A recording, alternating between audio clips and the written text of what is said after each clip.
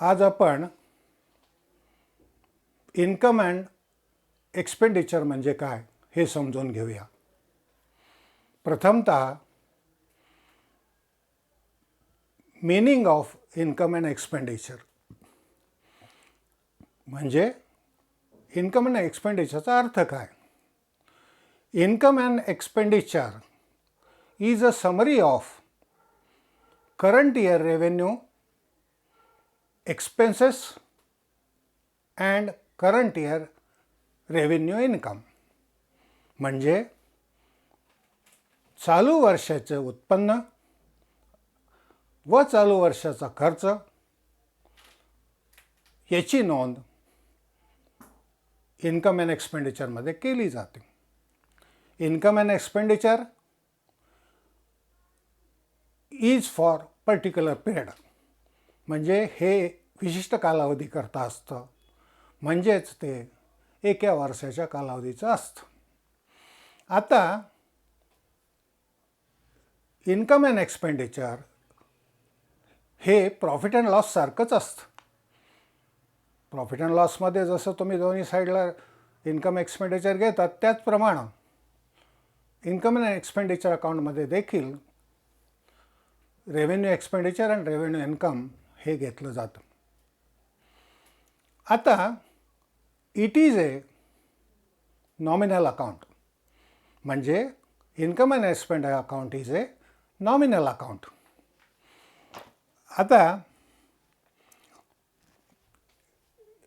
in this account only current year income and gains and current year expenses or losses are recorded.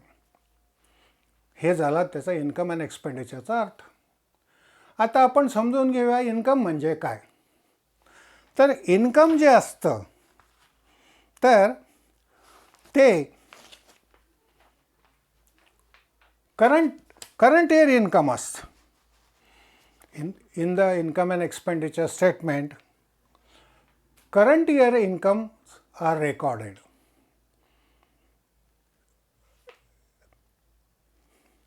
Current year incomes and gains are recorded. Income for the last year and for next year are not recorded. लक्षात घ्या परत काय फरक आहे हा की income expenditure अकाउंटमध्ये income हा फक्त चालू वर्षाचा घेतला जातो. त्याच्यामध्ये मागच्या वर्षाचं मिळालेलं उत्पन्न आणि पुढच्या वर्षाचं मिळालेलं उत्पन्न याचा समावेश होत नाही. त्याचप्रमाणे याच्यामध्ये आउटस्टँडिंग इन्कम और प्री रिसिव्ड इन्कम हे घेतलं जातं.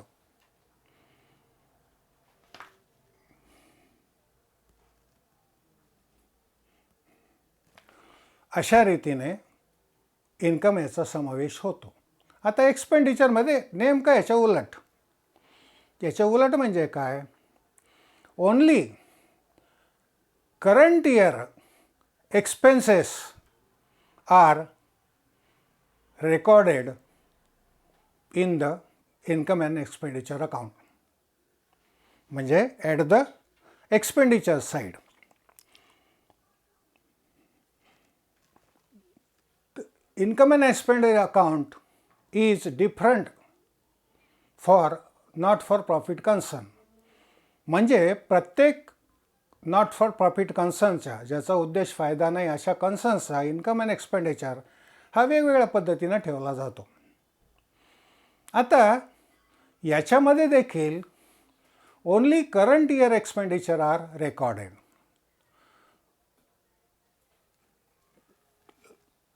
Last year next year expenses even though received in the current year म्हणजेच मागच्या वर्षाचे व चालू वर्षाचे मागच्या वर्षाचे व पुढील वर्षाचे एक्सपेंडिचर चालू वर्षात दाखवले असले तरी पण त्याचा समावेश याच्यात केला जात नाही. परंतु आउटस्टँडिंग एक्सपेन्सेस आर रेकॉर्डेड, म्हणजे करंट इयरचे जर आउटस्टँडिंग एक्सपेन्सेस असतील तर त्याचा समावेश याच्यामध्ये केला जातो. आता इन्कम अँड एक्सपेंडिचर याची जर जमा बाजू income side is more than the expenditure, then there will be the surplus. म्हणजे खर्चापेक्षा जर उत्पन्न जास्त झालं असेल तर ते होतं सरप्लस, आणि जर उत्पन्नापेक्षा जर खर्च जास्त झाला असेल तर त्याला म्हणतात डेफिसिट. आता सरप्लस जर आलं असेल तर त्या रकमेचा समावेश हा कॅपिटल फंडमध्ये केला जातो, आणि जर डेफिसिट आला असेल तर ते कॅपिटल फंडातनं वजा केलं जातं. आता यानंतर आपण features of income and expenditure account.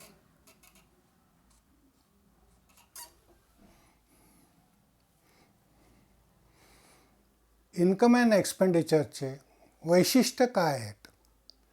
मगाशी जी मी व्याख्या तुम्हाला सांगितली त्या व्याख्येमध्ये ऑलरेडीच याचा समावेश झालेला आहे, आणि फीचर्स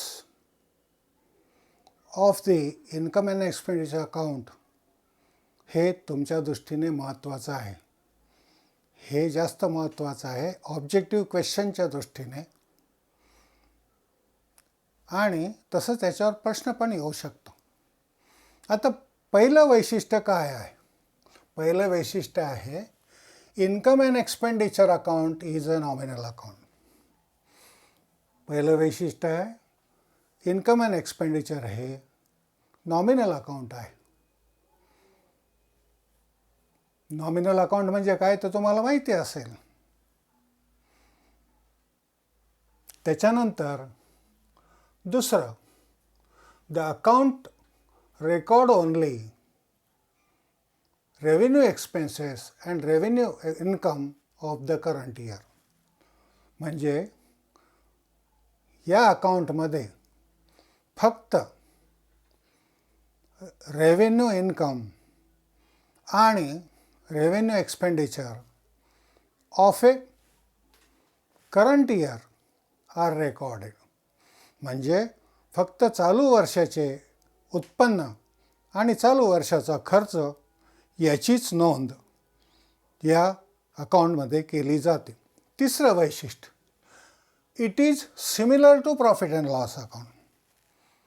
म्हणजे काय? हे प्रॉफिट अँड लॉस अकाउंट प्रमाणेच बनवलं जातं किंवा प्रॉफिट अँड लॉस सारखंच आहे. त्याच्यानंतर चौथं वैशिष्ट्य आहे it is prepared to find out surplus. Surplus म्हणजे काय? Excess of income over expenditure. Surplus म्हणजे excess of income over expenditure म्हणजे काय? की उत्पन्नापेक्षा आपल्या खर्चापेक्षा उत्पन्नाची बाजू जास्त असेल तर सरप्लस होतो, आणि याच्या विरुद्ध to find out deficit. Deficit म्हणजे काय? Excess of expenditure over income. जेव्हा खर्च हा उत्पन्नापेक्षा जास्त होतो त्यावेळेला म्हणतात डेफिसिट. आता पाचवा वैशिष्ट्य, income and expenditure account always accompanied with the balance sheet. म्हणजे काय? की इन्कम अँड एक्सपेंडिचर हे फक्त इन्कम अँड एक्सपेंडिचरच नॉन फॉर प्रॉफिट कन्सर्नचं नाही तयार केलं जातं, त्याच्या सोबतीला त्याचं बॅलन्स शीट पण तयार केलं जातं. म्हणून त्याला म्हणतात income and expenditure account is accompanied with balance sheet. आता सहावं वैशिष्ट्य, it has no opening balance. याचं वैशिष्ट्य काय आहे? की याला ओपनिंग बॅलन्स नसतो. त्याचप्रमाणे सातवं वैशिष्ट्य आहे surplus or deficit are transferred to capital fund. जर तुम्हाला सरप्लस झाला तर तो कॅपिटल फंडमध्ये बॅलन्स शीटच्या ॲड करायचा असतो आणि जर डेफिसिट झालं तर कॅपिटल फंडमधनं वजा करायचा असतो. त्याच्यानंतर it record all cash item as well as non cash item which are related to current period. म्हणजे याच्यामध्ये रोखीचे व्यवहार त्याचप्रमाणे उधारीचे व्यवहार कुठले for the current year only. लक्षात घ्या हे पॉईंट मी 10 वेळा एक एक गोष्टीवर जोर देऊन सांगतो, रिपीट करून सांगतो. याच्यामध्ये तुम्हाला ज्या वेळेला प्रश्नामध्ये ह्या गोष्टी दिल्या जातात त्याच्यामध्ये तुमचा संभ्रम होतो. तो कसा संभ्रम होईल हे ज्या वेळेला आपण एक्झाम्पल पाहू त्याच्यात समजेल. पण याच्यात संभ्रम होतो म्हणून हे मी परत परत सांगतो. अशा रीतीनं 8 वैशिष्ट्ये ही इन्कम अँड एक्सपेंडिचर अकाउंटची आहेत. आता आजचा जर व्हिडिओ तुम्हाला आवडलेला असेल तर लाईक करा, सबस्क्राईब करा आणि तुमच्या मित्रांनाही पाठवा.